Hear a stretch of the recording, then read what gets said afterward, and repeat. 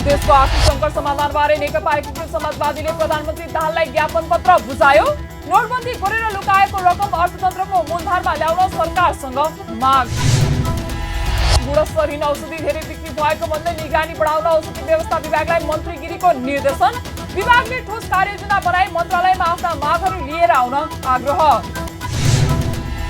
र transparency international नेपालद्वारा CPI report सार्वजनिक। नेपाल 100 मा 34 अङ्क मात्रै प्राप्त गरेर भ्रष्टाचार व्याप्त हुने मुलुकको 110औं स्थानमा।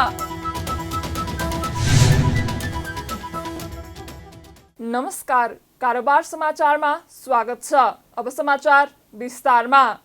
नेकपा एकीकृत समाजवादीका अध्यक्ष सहितको पार्टी प्रतिनिधि मण्डलले देशको आर्थिक सङ्कट समाधानबारे प्रधानमन्त्री पुष्पकमल दाहाललाई ज्ञापन पत्र बुझाएको छ।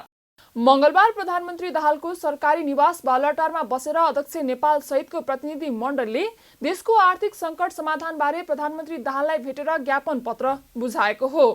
प्रधानमन्त्रीसँगको भेटपछि सञ्चारकर्मीहरूसँग कुरा गर्दै नेकपा एकीकृत समाजवादीका उपमहासचिव विजय पौडेलले देशको अर्थतन्त्र गम्भीर सङ्कटतर्फ उन्मुख भइरहेको र आर्थिक सङ्कटका कारण मजदुर, किसान, साना तथा मध्यमी व्यवसायी लगायत आम सर्वसाधारणले दैनिक जसो आत्महत्या गर्नुपरेको घटना बढिरहेको बताउनुभयो। उहाँले देशको आर्थिक सङ्कट समाधानका लागि सरकारले तत्काल चाल्नुपर्ने कदम र अपनाउनुपर्ने आर्थिक रणनीतिका बारेमा प्रतिपक्षी दलको हिसाबले आफ्नो पार्टीले प्रधानमन्त्रीलाई सुझाव दिएको पनि बताउनुभयो। उहाँका अनुसार पार्टीले देशको अर्थतन्त्रमा सुधार ल्याउनको लागि तत्काल अल्पकालीन उपाय अवलम्बन गर्नुका साथै दीर्घकालीन उपायहरू अपनाउन ढिलो गर्नु नहुने जनाएको छ। त्यस्तै विधानमा उल्लेखित आर्थिक नीति कडाइका साथ लागू गर्न, युवा, विद्यार्थी र बौद्धिक जनशक्ति पलायनका लागि प्रभावकारी कदम चाल्न, कक्षा 8 देखि 12 सम्मका पाठ्यक्रममा एक विषय अनिवार्य सिपमूलक र तालिम र देशभक्तिपूर्ण पाठहरू राख्न, विद्यार्थीहरूको विदेश पलायन रोक्नका लागि देशभित्र विद्यार्थीले पढ्न चाहेको विषयमा पर्याप्त सिट संख्या उपलब्ध गराउन, अर्थतन्त्रलाई आत्मनिर्भर बनाउनका लागि कृषि उत्पादन वृद्धिमा जोड दिनुका साथै कृषि उपज बिक्रीको प्रत्याभूति गर्न आग्रह गरेको छ। त्यस्तै भौतिक निर्माण विकासका योजना निर्माण र बजेटको विनियोजन प्रणालीमा आमूल परिवर्तन गर्न, भौतिक विकास निर्माणको योजना उत्पादन बिक्रीतर्फ अति आवश्यकताको क्षेत्र छनौट गरेर रोजगारी वृद्धि हुने गरी युवा श्रम शक्ति देशमै अडाउने योजनाका साथ खर्च गर्ने, सोही अनुसार बजेट विनियोजन गर्ने प्रणाली स्थापित गर्न, बहुवर्षीय योजनाका नाममा नाम मात्रैको बजेट छुट्याउने र वर्षौंसम्म आयोजना पूरा नहुने परिपाटी अन्त्य गर्न माग गरेको छ। त्यस्तै विद्युतीय ऊर्जाको प्रयोग बढाउँदै लैजान, जैविक इन्धन आयातमा कटौती गर्दै लैजाने सुनिश्चित आवधिक अघि सार्न, सस्तोमा विद्युत निर्यात गर्न र सुखायाममा महँगोमा खरिद गर्ने हालको व्यवस्थामा परिवर्तन गर्न, सरकारी लगानीमा निर्माण गर्ने जलविद्युत आयोजनाको कामलाई तत्काल प्रभावकारी रूपमा अघि बढाउन, सरकारी लगानीले नपुग्ने अवस्थामा निजी र सहकारी क्षेत्रलाई विशेष सहुलियत दिई विद्युत उत्पादनमा लाग्न प्रेरित गर्न, वैदेशिक लगानी फित्राउन सहज व्यवस्था गर्न, अनौपचारिक क्षेत्रमा रहेको र लुकाइएको रकम अर्थतन्त्रको मूलधारमा ल्याउनको लागि नयाँ नोट जारी गरी पुराना नोट साट्न लगाउने कार्यक्रम तत्काल सुरु गर्न, अर्थतन्त्रलाई दलाल तन्त्रको कब्जामा भ्रष्टाचारबाट मुक्त गर्ने अभियान सुरु गर्न आग्रह गरेको छ। त्यस्तै कृषियोग्य भूमिमा प्लटिङ गरी खडेरी बिक्री गर्ने प्रचलनलाई कडाइका साथ नियन्त्रण गर्न, समग्र देशको भूसूचना प्रणालीलाई विद्युतीय माध्यमबाट एकीकृत गर्न, बैंक तथा वित्तीय संस्थाहरूको बचत तथा ऋण नीतिमा तत्काल सुधार गर्न, बैंक तथा वित्तीय संस्थाहरूले निक्षेपमा बढीमा 4% ब्याज लिन पाउने र ऋण प्रवाहमा बढीमा 7% मात्रै ब्याज लिन पाउने व्यवस्था तत्काल लागू गर्न, बचत तथा ऋण सहकारी संस्थाहरूले निक्षेपमा बढीमा 8% र कर्जा दिँदा बढीमा 12% भन्दा बढी ब्याज लिन नपाउने व्यवस्था तत्काल लागू गर्न पनि प्रधानमन्त्रीको ध्यानआकर्षण गराएको छ। अनौपचारिक क्षेत्रमा रहेको वा लुकाइएको रकम अर्थतन्त्रको मूलधारमा ल्याउनका लागि नयाँ नोट जारी गरी पुराना नोट साट्न लगाउने कार्यक्रम तत्काल लागू गरियोस्। अर्थतन्त्रलाई दलाल तन्त्रको कब्जा र भ्रष्टाचारबाट मुक्त गर्ने अभियान सुरु गरियोस्। कृषि भूमिको सुरक्षा र भूमि सुधार कार्यक्रम अगाडि सारियोस्।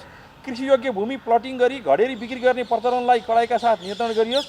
समग्र देशको भूसूचना प्रणालीलाई विद्युतीय माध्यमबाट एकीकृत गरियोस्। बैंक तथा वित्तीय संस्थाहरूको बचत तथा ऋण नीतिमा तत्काल सुधार गरियोस्। बैंक तथा वित्तीय संस्थाहरूले निक्षेपमा बढीमा 4% ब्याज दिन पाउने र ऋण प्रवाहमा बढीमा 7% मात्रै ब्याज लिन पाउने व्यवस्था तत्काल लागू गरियोस्। यसैगरी बचत तथा ऋण सहकारी संस्थाहरूले निक्षेपमा बढीमा 8% र कर्जा दिँदा बढीमा 12% भन्दा बढी ब्याज लिन नपाउने व्यवस्था तत्काल लागू गरियोस्।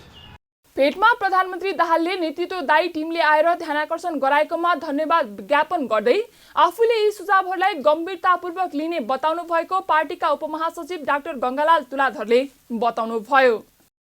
प्रधानमन्त्री पुष्पकमल दाहालले सञ्चार माध्यमलाई राष्ट्रिय सेवामूलक उद्योग सरह मान्यता दिई संरक्षण र सम्वर्धन गर्न सरकारको नीति रहेको बताउनु भएको छ। मंगलबार नेपाल टेलिभिजनको 38औं वार्षिकोत्सव समारोहलाई सम्बोधन गर्दै प्रधानमन्त्री दाहालले सञ्चार माध्यमको व्यावसायिक र संस्थागत विकासका लागि सञ्चार माध्यमलाई राष्ट्रिय सेवामूलक उद्योग सरह मान्यता दिई संरक्षण र सम्वर्धन गर्ने सरकारको नीति रहेको स्पष्ट पार्नु भएको हो। उहाँले सरकार विचार तथा अभिव्यक्ति स्वतन्त्रता, सूचनाको हक र प्रेस स्वतन्त्रताको ग्यारेन्टी गर्न प्रतिबद्ध रहेको बताउनुभयो। उहाँले आम सञ्चार माध्यममा सबै वर्ग, क्षेत्र, जाति, भाषा, समुदायको पहुँच बढाउने गरी समावेशी लोकतान्त्रिक सूचना तथा सञ्चार नीति जारी गरिने पनि उल्लेख गर्नुभयो। प्रधानमन्त्री दाहालले पत्रकार र सञ्चार माध्यमहरूको पेशागत र भौतिक सुरक्षाको प्रत्याभूति गरिने बताउनुभयो। त्यस्तै पत्रकारहरूको स्वास्थ्य तथा दुर्घटना बिमाको व्यवस्था गरिने पनि उहाँले उल्लेख गर्नुभयो। सञ्चार माध्यम र सञ्चारकर्मीको प्रवर्धन र हितका निम्ति सञ्चार माध्यमको व्यावसायिक र संस्थागत विकासका लागि सरकारले मिडियालाई राष्ट्रिय सेवामूलक उद्योग सरह मान्यता प्रदान गरी संरक्षण र सम्वर्धन गर्ने सरकारको नीति रहेको छ। आम सञ्चार माध्यममा सबै वर्ग, क्षेत्र, जाति, भाषा, समुदायको पहुँच बढाउने गरी समावेशी लोकतान्त्रिक सूचना तथा सञ्चार नीति जारी गरिनेछ। सङ्घीय लोकतान्त्रिक गणतन्त्रात्मक शासन प्रणालीलाई संस्थागत गर्दै जनताको जीवनस्तर उठाउन सहयोगी माध्यमका रूपमा सूचना तथा सञ्चार प्रणालीको विकास गर्ने नीति लिइनेछ। पत्रकार र सबै प्रकारका सञ्चार माध्यमको पेशागत तथा भौतिक सुरक्षाको प्रत्याभूति गरिनेछ। सम्पूर्ण पत्रकारहरूको स्वास्थ्य, दुर्घटना तथा हुलदङ्गा वा आतङ्कको बिमाको व्यवस्था गरिनेछ। प्रधानमन्त्री दाहालले श्रमजीवी पत्रकारका लागि निर्मित कानुनहरूको प्रभावकारी कार्यान्वयन गरिने र सूचनाको हक प्रदान गर्ने कुरा राज्यको दायित्वको रूपमा स्थापित गरिने बताउनुभयो। उहाँले वर्तमान सरकार सामाजिक न्याय, सुशासन र समृद्धिको प्राथमिकता निर्धारण गरेर अघि बढेको उल्लेख गर्नुभयो। लोकतन्त्रको सुदृढीकरण, संविधानको रक्षा, अर्थतन्त्रको सुरक्षा र जनसेवा सरकारको प्रमुख कार्यभार रहेको उल्लेख गर्दै प्रधानमन्त्री दाहालले सरकारको कार्यभारलाई व्यवस्थित रूपले सम्प्रेषण गर्न आग्रह गर्नुभयो। चुनौतीपूर्ण परिस्थितिमा गठन भएको मेरो नेतृत्वको वर्तमान सरकार सामाजिक न्याय, सुशासन र समृद्धिका 3 प्राथमिकता निर्धारण गरी अगाडि बढिरहेको छ। लोकतन्त्रको सुदृढीकरण, संविधानको रक्षा एवं प्रगतिशील कार्यान्वयन, चुनौतीपूर्ण अवस्थामा रहेको अर्थतन्त्रमा सुधार एवं जनसेवा र जनजीविकाका क्षेत्रमा प्रभावकारी कार्य सम्पादन वर्तमान सरकारको प्रमुख कार्यभार हो भन्ने मेरो विश्वास छ। सरकारको यस कार्यभारलाई गम्भीरतापूर्वक ग्रहण गर्न, आम श्रोता र दर्शकसम्म व्यवस्थित रूपमा सम्प्रेषण गर्न म टेलिभिजन परिवारको ध्यान विशेष रूपले आकृष्ट गर्न चाहन्छु। प्रधानमन्त्री दाहालले सूचना तथा समाचार सम्प्रेषणमा नेपाल टेलिभिजनले खेलेको भूमिका महत्त्वपूर्ण रहेको भन्दै प्रशंसा समेत गर्नुभयो। उहाँले नेपाल टेलिभिजन सबै समुदायको अपनत्व हुने गरी अगाडि बढेको बताउनुभयो। त्यस्तै सञ्चार तथा सूचना प्रविधि मन्त्री रेखा शर्माले नेपाल टेलिभिजनले व्यापारिक आम्दानीमा अभिवृद्धि गर्नुपर्ने बताउनु भएको छ। मंगलबार नेपाल टेलिभिजनको 38औं वार्षिकोत्सव समारोहलाई सम्बोधन गर्दै मन्त्री शर्माले नेपाल टेलिभिजनले आफूलाई थप व्यावसायिक र प्रतिस्पर्धी बनाउँदै लानुपर्ने चुनौती रहेको बताउनु भएको हो। उहाँले उपलब्ध साधन, स्रोत र जनशक्तिको परिचालन गरी व्यापारिक आम्दानीमा अभिवृद्धि गर्नुपर्ने बताउनुभयो। टेलिभिजनलाई आधारभूत जनताले महसुस गर्ने गरी योजनाहरू तय गर्न पनि उहाँले आग्रह गर्नुभयो। अहिले नेपाल टेलिभिजनलाई विविधता र बहुलतायुक्त नेपाली समाजको आवश्यकता र आम नागरिकको अपेक्षा पूरा गर्दै देशभित्रैका र देश बाहिरका समेत अनिगिन्ती टेलिभिजन च्यानलहरूका बीच आफूलाई थप व्यावसायिक र प्रतिस्पर्धी बनाउँदै लैजानुपर्ने चुनौती रहेको छ। यसका लागि उपलब्ध साधन, स्रोत र जनशक्तिको अधिकतम सदुपयोग र परिचालन गर्ने र व्यापारिक आम्दानीमा पनि अभिवृद्धि गर्दै लैजानुपर्ने भएको छ। आगामी दिनका लागि टेलिभिजनले गहिरो अध्ययन गरी आधारभूत जनताले महसुस गर्ने खालका योजनाहरू तय गरोस् र त्यसलाई लक्ष्य अनुरूप सम्पन्न गर्नको निम्ति आफ्ना सबै साधन स्रोतको सही ढङ्गले सदुपयोग गरोस् र गर्नेछ भन्ने कुराको विश्वास पनि लिएको छु। मन्त्री शर्माले नेपाल टेलिभिजनको विकास, क्षमता अभिवृद्धि तथा कर्मचारीहरूको सेवा, सुविधा र वृद्धि निकासप्रति मन्त्रालय सकारात्मक रहेको बताउनुभयो। उहाँले टेलिभिजनका कर्मचारीहरूले आफ्नो कर्मथलोप्रति सधैँ इमानदार र प्रतिबद्ध भई काम गर्ने विश्वास व्यक्त गर्नुभयो। स्वास्थ्य तथा जनसङ्ख्या मन्त्री पदम गिरीले बजारमा छ्यापछ्याप्ती गुणस्तरहीन औषधिहरू बिक्री भइरहेको गुनासो आइरहेको भन्दै सबै ठाउँमा निगरानी बढाउन निर्देशन दिनुभएको छ। मंगलबार औषधि व्यवस्थापन विभागको अनुगमन तथा ब्रिफिङ लिने क्रममा आयोजित कार्यक्रमलाई सम्बोधन गर्दै उहाँले विभागलाई यस्तो निर्देशन दिनुभएको हो। उहाँले सीमित क्षेत्रको भन्दा पनि अब सबै ठाउँका फार्मेसीहरूको निरीक्षण र नियमन गर्न आवश्यक रहेको बताउनुभयो। उहाँले निगरानी र निरीक्षणको विषयमा आवश्यक जनशक्ति नभएको वा अन्य कुनै पनि बहाना नबनाई प्रतिबद्ध भएर निरीक्षणमा लाग्न आग्रह गर्नुभयो। उहाँले नागरिकको स्वास्थ्यमा कसैले पनि खेलवाड गर्न नमिल्ने बताउँदै आफूले दिएका निर्देशनहरू प्रभावकारी कार्यान्वयन गर्न निर्देशन दिनुभयो। उहाँले विभाग ठोस योजनाका साथ अघि बढ्नुपर्ने बताउनुभयो। उहाँले विभागले चाँडोभन्दा चाँडो कार्ययोजना बनाई मन्त्रालयमा आफ्ना मागहरू लिएर आउन आग्रह गर्नुभयो। मन्त्री गिरीले नेपालमा नै अत्यावश्यक औषधि उत्पादन गर्नुपर्ने बताउनुभयो। उहाँले नवीकरण सम्बन्धी कामहरू अनलाइन प्रणालीबाट गराउन पनि निर्देशन दिनुभयो। अब औषधि व्यवस्था विभाग एउटा यहाँ छ। देशभरि पसलहरूबाट जस्ता खालका औषधिहरू बिक्री भए पनि अब त्यो कसले अनुगमन गर्ने, कसले नियमन गर्ने, यो पाराले जाने हो भनेदेखि त कसरी चाहिँ यो क्षेत्र चाहिँ व्यवस्थित बन्न सक्छ, यो अहम प्रश्न हो। सातै प्रदेशहरूमा कार्यालयहरूको स्थापना गर्नु पर्यो, आवश्यक जनशक्तिको व्यवस्थापन गर्नु पर्यो, अनुगमन र नियमनलाई प्रभावकारी बनाएर लिएर जानु पर्यो। यी कुराहरूमा आउने वर्षमा ठोस योजनाका साथ विभाग अगाडि आओस्, मन्त्रालयमा ती कार्ययोजनासहित प्रस्तुत होस् भन्ने म चाहेको छु। त्यसमा मन्त्रालयको तर्फबाट के गर्नुपर्छ हामीले आवश्यक काम गर्नेछौँ। हामीले जनताको, नागरिकहरूको चाहिँ स्वास्थ्यको सवालमा खेलवाड गर्न पाइँदैन। त्यसमा सम्पूर्ण रूपले प्रतिबद्ध भएर विभागले आफ्ना कार्ययोजनाहरू बनाउनुपर्छ। मन्त्रालयले के सहयोग गर्नुपर्छ गर्नेछ। अत्यावश्यक औषधिहरू हाम्रो देशमा उत्पादन गर्ने कार्ययोजना बन्नुपर्छ, योजनाहरू बन्नुपर्छ। हाम्रा भएका इन्स्टिट्युसनहरूलाई स्ट्रेन्थनिङ गर्नुपर्छ र यस सन्दर्भमा ठिक ढङ्गले हाम्रा सही किसिमका कार्ययोजनाहरू बन्नुपर्छ। यसतर्फ पनि सोच्नुपर्छ भन्ने म ठानेको छु। मन्त्री गिरीले स्वास्थ्य विभागमा पूर्वाधारको दुरावस्था रहेको भन्दै पूर्वाधारको निर्माण गरेर अघि बढ्न निर्देशन दिनुभयो। उहाँले औषधि विभागको क्षमता वृद्धि गर्नुपर्ने बताउनुभयो। मन्त्री गिरीले स्वास्थ्यको क्षेत्रमा अब नेपालमा आधारभूत रूपले जनताले अनुभूति गर्ने गरी स्वास्थ्य क्षेत्रको सुधार गर्न आवश्यक रहेको बताउनुभयो। स्वास्थ्य तथा जनसङ्ख्या राज्यमन्त्री डाक्टर तोसीमा कार्कीले सामाजिक सञ्जालबाट आफ्नै ढङ्गले प्रचार गरी बजारमा विभिन्न खालका औषधिहरूको बिक्री भइरहेको भन्दै नियमन गर्ने संयन्त्र बनाउन आवश्यक रहेको बताउनु भएको छ। मंगलबार औषधि व्यवस्थापन विभागको अनुगमन तथा ब्रिफिङ लिने क्रममा आयोजित कार्यक्रमलाई सम्बोधन गर्दै उहाँले विभागलाई यस्तो बताउनु भएको हो। उहाँले फार्मास्युटिकल प्रोडक्ट, न्युट्रास्युटिकल प्रोडक्टहरू, कस्मेस्युटिकल प्रोडक्टहरू बजारमा आउनुभन्दा अगाडि डिडिएमा देखाउनु पर्ने, औषधि विभागमा देखाउनु पर्ने र अनुमति लिनै पर्ने व्यवस्था गर्न आवश्यक भएको बताउनु भयो। उहाँले बजारमा अहिले धेरै प्रकारका विज्ञापनहरूको आफू खुसी प्रयोग हुने र औषधिहरू पनि जथाभावी बेच्ने काम भइरहेको भन्दै त्यसलाई नियन्त्रण र नियमन गर्न जरुरी भएको बताउनु भयो। उहाँले नागरिक समक्ष प्रत्यक्ष जोडिएको स्वास्थ्यको विषयमा कुनै कम्प्रोमाइज गर्न नहुने बताउनु भयो।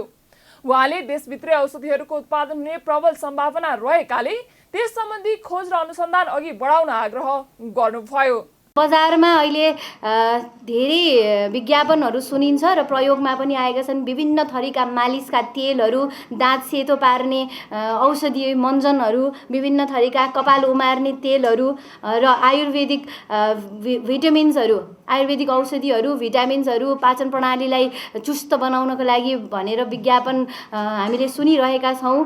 त्यसको गुणस्तर मापन कसले गरिरहेको छ, के कति भइरहेको छ, प्लिज डाटा सहित आउनु होला भन्न चाहन्छु कि कुन ठाउँमा हामी चुकिरहेका छौँ त्यसको नियमन गर्नु अत्यन्त जरुरी छ। किनभने यो औषधि र यी प्रडक्ट्सहरू, औषधि सम्बन्धीका सामग्रीहरू जनमानसको जीवनसँग प्रत्यक्ष जोडिएको विषय हुँदै गर्दा यसमा हामीले कति पनि कम्प्रोमाइज गर्न हुँदैन, कति पनि हामीले चुक्नु हुँदैन भन्न चाहन्छु। त्यसकारणले यस सम्बन्धीका कार्यविधिहरू के कसो हुनपर्छ, यसका समाधानका बाटाहरू के हुन सक्छन्, त्यसको उपायसहित आउनुहोला भन्न चाहन्छु।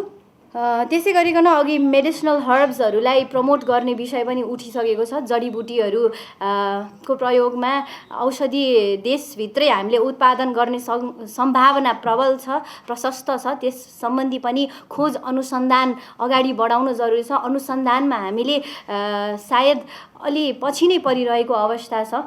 त्यसमा हामी अघि बढ्न आवश्यक छ। त्यसको पनि अभ्यास गर्नुहोला भन्न चाहन्छु। राज्यमन्त्री कार्कीले सामाजिक सञ्जालबाट अनलाइन सपिङ गर्ने कुरा अत्याधिक भइरहेकाले त्यसलाई नियमन र नियन्त्रण नगरी अनलाइन सपिङ झनै भद्रगोल हुने बताउनुभयो। ट्रान्सपरेन्सी इन्टरनेसनल नेपालले नेपाल भ्रष्टाचार व्याप्त मुलुकहरूको श्रेणीमै कायम रहेको रिपोर्ट सार्वजनिक गरेको छ। ट्रान्सपरेन्सीले मङ्गलबार भ्रष्टाचार अवधारणा सूचाङ्क CPI रिपोर्ट सार्वजनिक गरेको हो। भ्रष्टाचार अवधारणा सूचाङ्क CPI रिपोर्टमा 2022 मा नेपालले 100 मा 34 अङ्क मात्रै प्राप्त गरेर भ्रष्टाचार हुने मुलुकको 110औं स्थानमा परेको देखाएको छ। ट्रान्सपेरेन्सी इन्टरनेसनल नेपालकी अध्यक्ष पद्मिनी प्रधानाङले CPI 2021 को रिपोर्ट अनुसार नेपालले 33 अङ्क पाएर 117औं स्थानमा रहेकोमा यो पटक 1 अङ्कले केही सुधार देखिएको भए पनि भ्रष्टाचार न्यूनीकरण भएको भन्न नसकिने बताउनुभयो। उहाँले गत वर्षको तुलनामा 1 अङ्क सुधार भए पनि नेपाल भ्रष्टाचार व्याप्त मुलुकहरूको श्रेणीमै रहेको बताउनुभयो। 22 मा चाहिँ CPI मा नेपालले 34 अङ्क प्राप्त गरेको छ र 2021 मा चाहिँ 33 अङ्क प्राप्त गरेको थियो र 1 अङ्क यसपालि बढी भए तापनि त्यसलाई चाहिँ हामीले भ्रष्टाचार न्यूनीकरण भएको मान्न सकिँदैन।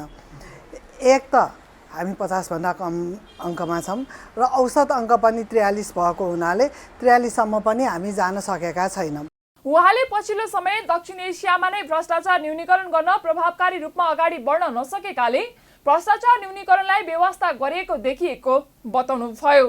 उहाँले नेपालमा भ्रष्टाचार भन्नाले पैसाको लेनदेनलाई मात्रै लिएको बताउनुभयो। उहाँले स्वार्थ बाजिने काम गर्नु वा पदमा बस्नु पनि भ्रष्टाचारमा गणना हुने बताउनुभयो। उहाँले भ्रष्टाचार नियन्त्रणको लागि सरकारले भ्रष्टाचार नियन्त्रण गर्न जनाएको प्रतिबद्धता कार्यान्वयन, स्वार्थ द्वन्द्वको सम्बोधन, दण्डहीनताको अन्त्य, कानुनको पालना र नियन्त्रणमुखी निकायहरू मार्फत सुशासनको अभिवृद्धि गर्नुपर्ने आवश्यकता रहेको बताउनुभयो। रोटरी क्लब अफ पाटन हेरिटेजले सम्पदाको संरक्षणका लागि पैदल यात्रा कार्यक्रम गर्ने भएको छ। मङ्गलबार ललितपुरमा पत्रकार सम्मेलन गरी यस बारेमा जानकारी गराइएको हो।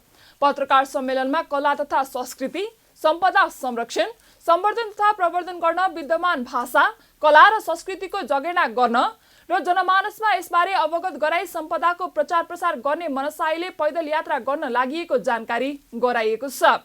फागुन 6 गते हुने पैदल यात्रा ललितपुर मङ्गल बजार दरबार स्क्वायरबाट बिहान 7 बजे सुरु भई मङ्गल बजार, पुलचोक, अक्षेश्वर, महाविहार, फनी मण्डल, जलविनायक, पागा बस पार्क हुँदै कीर्तिपुरको उमा महेश्वर मन्दिरसम्म 12 किलोमिटरको रहेको बताइएको छ। पत्रकार सम्मेलनमा बोल्दै रोटरी क्लब अफ पाटन हेरिटेजका सदस्य प्रदीप श्रेष्ठले पैदल यात्रामा 2000 भन्दा बढी व्यक्तिहरूको सहभागिता गराउने संस्थाको उद्देश्य रहेको बताउनुभयो। उहाँले पैदल यात्रामा सहभागिता जनाउन चाहनेले प्रति व्यक्ति 700 रुपैयाँ सहयोग स्वरूप खल्ती एपमा पठाउन आग्रह गर्नुभयो। नाम दर्ता भएका सहभागीहरूलाई प्रति व्यक्ति टी-शर्ट, क्याप र खाजा उपलब्ध गराउने बताइएको छ। मन्दिर भत्किएको लगभग 80 वर्ष बितिसक्दा समेत मन्दिर पुनर्निर्माण हुन सकेको थिएन भने हाल सम्पदा प्रेमीहरूको समूहले काठमाडौँ भ्याली प्रिजर्भेसन ट्रस्टको प्राविधिक सहयोगमा उक्त मन्दिर पुरानै शैलीमा पुनर्निर्माण गर्न सांस्कृतिक सम्पदा संरक्षण समूह मार्फत भइरहेको अवगत गराउन चाहन्छौँ। सोही क्रममा कला तथा संस्कृति, सम्पदा संरक्षण, सर्वधन तथा प्रावधान गर्न विद्यमान भाषा, कला र संस्कृतिको जगेर्ना गर्न जनमानसमा यसबारे अवगत गराई त्यसको प्रचार प्रसार तथा संरक्षण सम्वर्धन गर्ने र आन्तरिक पर्यटन प्रवर्धन गर्ने हेतुले यही आउँदो 2079 साल फागुन महिनाको 6 गते शनिबार शिवरात्रिको दिनमा यस संस्थाले सम्पदा संरक्षणको लागि पैदल यात्रा नारासहित सम्पदा पैदल यात्रा कार्यक्रम आयोजना गर्न गइरहेको छ। उक्त पैदल यात्रा ललितपुर मङ्गल बजार दरबार स्क्वायरबाट बिहान 7 बजे सुरु गरी मङ्गल बजार, पुलचोक, अक्षेश्वर, महाविहार, बनी मण्डल, जलविनायक, पाङ्गा बस पार्क हुँदै कीर्तिपुरको उमा महेश्वर मन्दिरसम्म जम्मा 12 किलोमिटरको यात्रा गरी उमा महेश्वर मन्दिरको प्राङ्गणमा समापन गर्ने योजना रहेको छ। दर्ता शुल्कबाट सङ्कलित सहयोग भाइदेग पुनर्निर्माण गरिरहेको संस्था संस्कृति सम्पदा संरक्षण समूहलाई उपलब्ध गराइने हेरिटेजले बताएको छ। हेरिटेजले सम्पदा संरक्षणमा सहयोग जुटाउनका लागि पैदल यात्राको कार्यक्रम राखेको जनाएको छ। भाइदेग मन्दिर ललितपुर मङ्गल बजार स्थित दरबार स्क्वायरको दक्षिण पश्चिमतर्फ हाल निर्माणाधीन अवस्थामा रहेको छ। तल्ले शैलीको कलात्मक आकर्षण रहेको महादेव मन्दिर विक्रम सम्वत 1990 को भूकम्पमा भत्किएको थियो। मन्दिर राजा सिद्धि नरसिंह मल्लका छोरा श्रीनिवास मल्लको पालामा तत्कालीन प्रधानमन्त्री भारो भागीरथ भैयाले विक्रम सम्वत 1735 मा बनाउनु भएको थियो। साताको तेस्रो कारोबार दिन मङ्गलबार पनि शेयर बजार खटेको छ। साताको तेस्रो कारोबार दिन मङ्गलबार पनि शेयर बजार खट्ने क्रमले निरन्तरता पाउँदै नेप्से परिसूचकमा 15.74 अङ्कले ओह्रालो लागेर 2111.63 बिन्दुमा आएर रोकिएको छ। सोमबार नेप्से परिसूचकमा 41.01 अङ्कले ओह्रालो लागेको थियो। सोही दिन 3 अर्बभन्दा बढीको शेयर कारोबार भएको थियो। मङ्गलबार 57 कम्पनीमा उकालो लागेको छ भने 148 कम्पनीमा ओह्रालो लागेको छ। साथै 11 कम्पनी स्थिर रहेको छ। 259 कम्पनीको 75,53,235 किता शेयर किनबेच हुँदा भएको 2 अर्ब 82 करोडभन्दा बढीको कारोबार भएको छ। मङ्गलबार सर्वाधिक शेयर कारोबार रिडी हाइड्रो पावर कम्पनीको भएको छ। यस कम्पनीको करिब 19 करोड 20 लाख बढी रुपैयाँको शेयर बिक्री भएको छ। लुम्बिनी जनरल बीमाको पनि 14 करोड 37 लाख भन्दा बढीको शेयर कारोबार भएको छ। त्यस्तै आदर्श लघुवित्त वित्तीय संस्थाको 10% मूल्य वृद्धि भएको छ। साताको तेस्रो कारोबार दिन मङ्गलबार कुल 204 कम्पनीमा ओह्रालो लागेको छ भने जम्मा 9 कम्पनीमा उकालो लागेको छ। 13 उपसूचकहरू मध्ये हाइड्रो पावर बाहेकका सबै उपसूचक राताम्य भएका छन्। कारोबार समाचारमा अब सुन चाँदी र विदेशी विनिमय दर सम्बन्धी जानकारी।